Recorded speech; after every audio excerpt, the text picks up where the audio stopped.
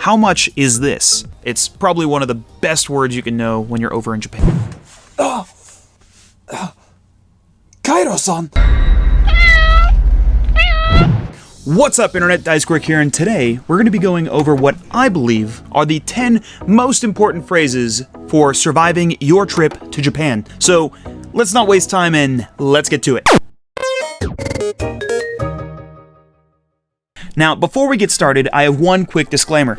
Japan is one of those countries where you can go and visit and not know any of the native language, and you could still have a load of fun as well as get a lot done. Honestly, if you know a little bit of English, there's been more and more signage being put up in English, as well as more and more businesses becoming just slightly more English friendly. And a lot of the people over in Japan are incredibly helpful, and so if they see that you're struggling with something, they're going to try to help you out. And if you actually know a little bit of Japanese and you try to do that, they're going to try to help you out even more because they see that you appreciate their culture and that you're putting out an effort.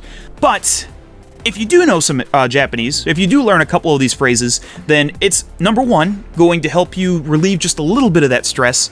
It's going to avoid some awkward situations. And it's also going to help you show your appreciation for the culture and everything over in Japan. And so people are going to be even more likely to help you out if they see that you really care about this culture. So that's why we have this video where you can learn the, at least what I believe, 10 most important phrases to know to survive your trip to Japan. So let's start with phrase number 1. Toire wa doko desu ka? Which essentially translates to, where is the toilet? Or where is the restroom?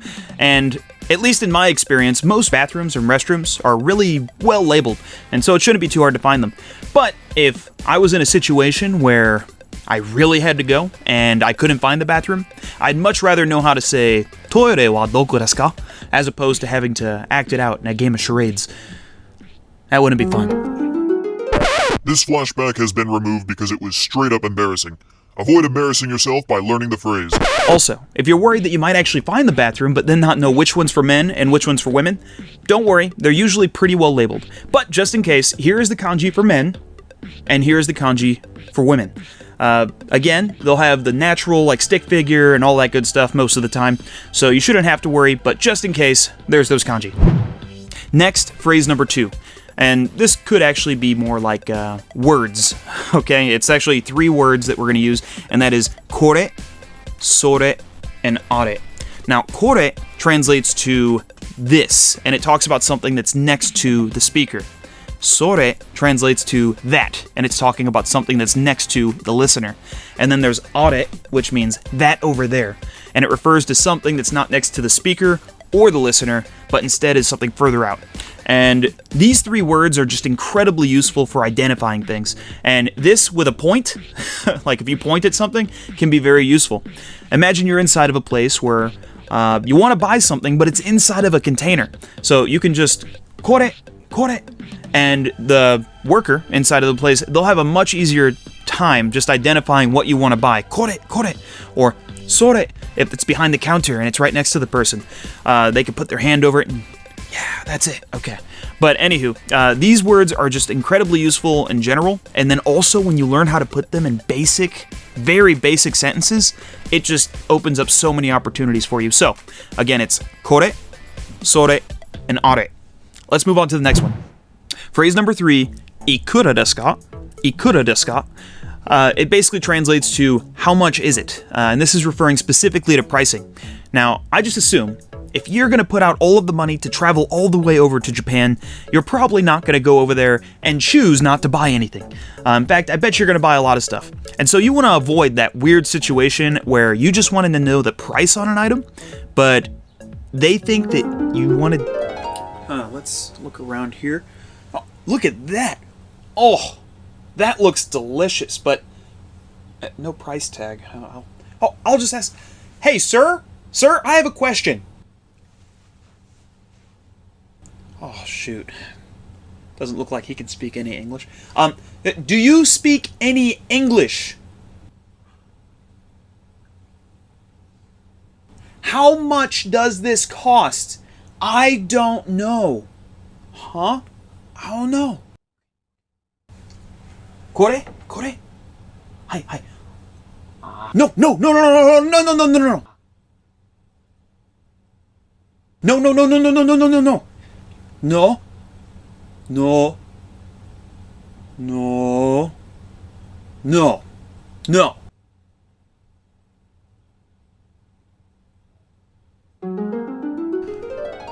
Yeah.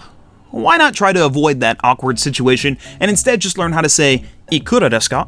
And if you want to take it a step further, you can use those phrases I taught you just a moment ago, kore, sore, and are.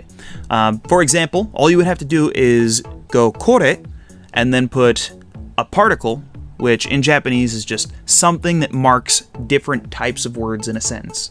So you would use wa, which is kore wa, that marks this as the subject of the sentence. So, kore wa ikura desu ka? How much is this? And this is the subject of the sentence. So, you could do that for any of them. Like, are wa ikura desu ka? Sore wa ikura desu ka? But yeah, definitely a good thing to learn. You can put those two together if you want, or you could just say, ikura desu ka? And point at it. Next, phrase number 4, domo arigatou gozaimasu. And this might sound just a little bit familiar. Domo arigato, Mr. Roboto. Domo. Yeah, I never really was that great with music. But domo arigatou gozaimasu translates to thank you very much, and domo arigato translates to thank you. It's just a little bit less polite. Or you could just say domo, but that is kind of less polite than even domo arigato or domo arigatou gozaimasu. So I would recommend just trying to stick with domo arigato or domo arigatou gozaimasu. And phrase number 5, sumimasen. Now, sumimasen is probably one of the most useful words on this entire list, and that's because it'll not only be the word that you hear the most, but probably the word you'll use the most. It just has so many different uses. First off, it could be used for if a couple people are in your way and you're trying to walk by, to get their attention and also to let them know that you're trying to get through. Just sumimasen, and they'll notice you, and then they might move out of your way. There's also sumimasen for ordering your food at a restaurant.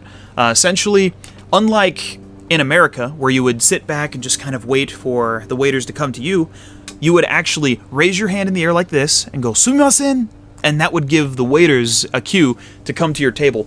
So that is another use. And then also, sumimasen can be used for a general light apology, like if you're in the train and you bump into somebody, or something like that. You know, just a very light apology. If you had to apologize for something more deeply, like you did something actually mean to someone, you would say gomen nasai. And gomen nasai is just I'm sorry, whereas sumimasen is excuse me. So definitely remember sumimasen. It's probably one of the best words you can know when you're over in Japan. Survival phrase number 6, betsu betsu. Now, betsu betsu is probably a word that you haven't heard from a lot of other videos, and that might be because I'm cheap. I don't know. But betsu betsu translates to split the check. And if you're traveling with friends, then this is an incredibly useful word to know, because instead of all of you guys pulling up your money every single time and having to split it yourself, 9 times out of 10, when you go to a Japanese restaurant, you take the receipt and you bring it to a cash register. And so when you bring it to the cash register, you just tell them betsu betsu, and they'll split it out for you. So yeah, let me know in the comments. Do you think I'm cheap, or do you think that, that's a good phrase to know? Phrase number 7 is tasukete kudasai, which translates to, please help me. Tasukete! Tasukete kudasai! Tasukete! Tasukete kudasai! Kairo-san! 助けてください決して死ぬ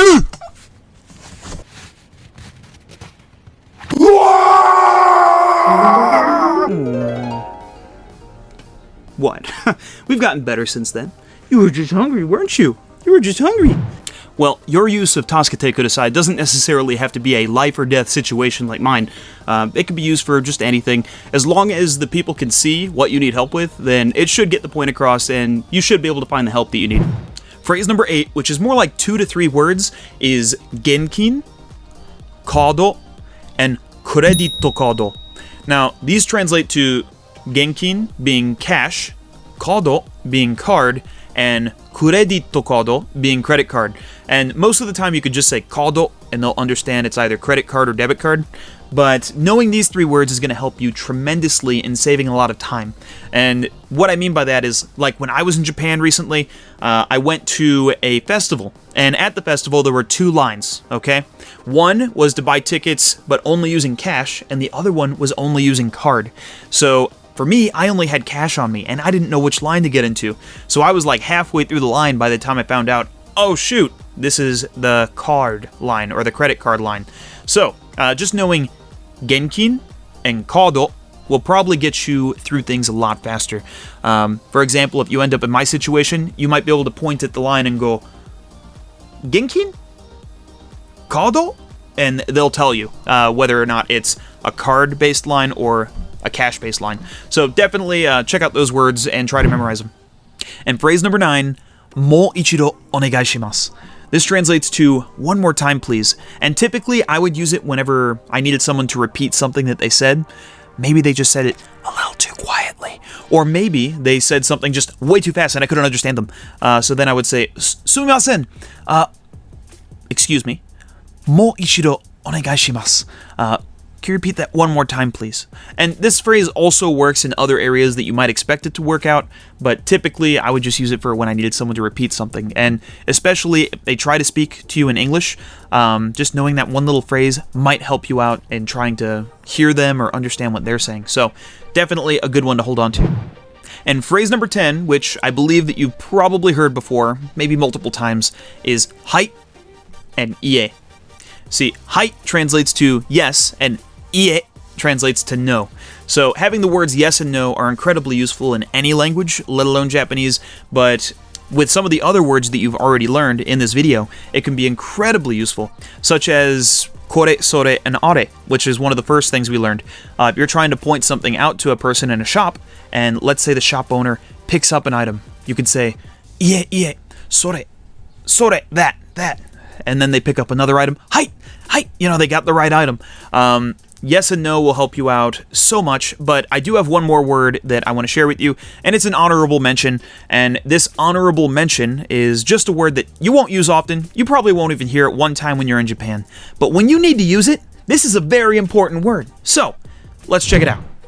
And the honorable mention word is bakuhatsu oshimasu. Bakuhatsu oshimasu translates to will explode or explodes. Now, again, this is a word that you probably won't have to use most of your trips in Japan, hopefully all of your trips in Japan, but if something's about to explode, I want to know how to say, this is going to explode, or this explodes, so that people will stay away from you. Obviously, if you're running around with something that explodes, you don't want to have to tell every single person through a charades act, boom, that's... They might kind of get the idea, but I don't know, so that's something I would definitely just want to know. Keep that in your back pocket. It's just a cool word to make sure that if you have to use it, you know how to. Like, personally, that's pretty important to me, knowing how to say this explodes. So I learned it in 6 or 7 other languages. Oh,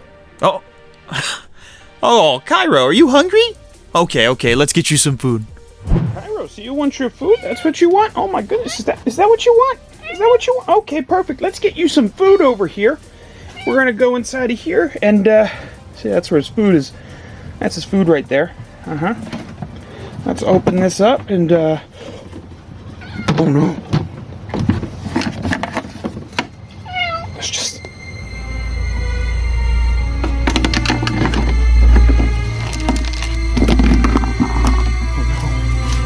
Oh no!